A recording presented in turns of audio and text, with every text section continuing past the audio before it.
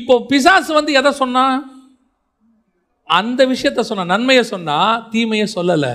கர்த்தர் வந்துட்டு நன்மையை சொல்லல, எதை சொன்னாரு? தீமையை சொல்றார். ஏன் அப்படின்னா, நன்மையை சொல்ல வேண்டிய அவசியம் இல்லை, அது வந்தால் நன்மை.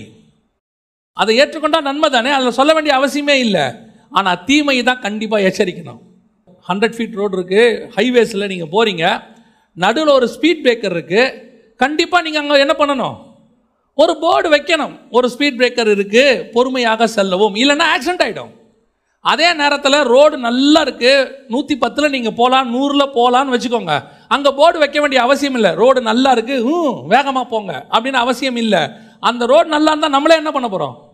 வேகமாக தான் போக போகிறோம். ஒரு காஷன் எதுக்கு கொடுக்கணும்? தீமை இருந்தால் காஷன் கொடுக்கணும், தப்பு இருந்தால் காஷன் கொடுக்கணும், எச்சரிப்பு. அப்போ எப்போ கொடுக்கணும்? தீமை இருந்தால். பிசாசு எப்பவுமே தீமையை சொல்ல மாட்டான்.